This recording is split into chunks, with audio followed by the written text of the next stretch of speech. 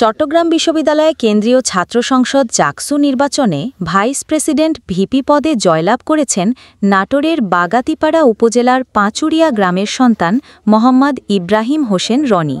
এই খবরে বাগাতিপাড়া উপজেলা জুড়ে বইছে আনন্দের বন্যা। বৃহস্পতিবার ১৬ অক্টোবর দুপুরে নাটোরের বাগাতিপাড়া উপজেলার পাঁচুরিয়া এলাকায় এ ভাই হোসেন রনির গ্রামের বাড়িতে গিয়ে কথা হয় তার পরিবারের সদস্য ও প্রতিবেশীদের সঙ্গে। এ সময় গ্রামবাসী ও পরিচিতজনরা তার বাড়িতে সবাইকে মিষ্টিমুখ করান। রনির বিজয়ে এ সময় সবাই উচ্ছ্বাস প্রকাশ করেন। রনির বাবা এনামুল হক বলেন, চট্টগ্রাম বিশ্ববিদ্যালয়ের মতো দেশের সর্বোচ্চ বিদ্যাপীঠে আমার ছেলে ভিপি নির্বাচিত হওয়ায় আমি অত্যন্ত আনন্দিত ও গর্বিত।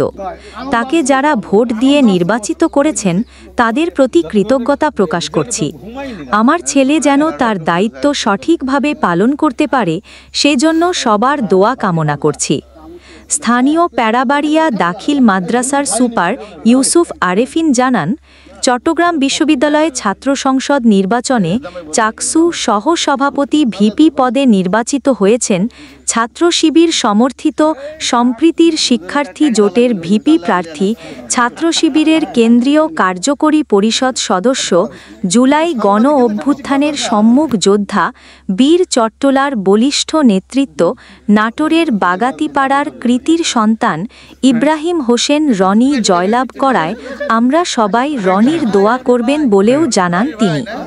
উপজেলা জামায়াতের আমির এ.কে.এম. আফজাল হোসেন জানান, রনি এলাকার খুব ভালো ছেলে।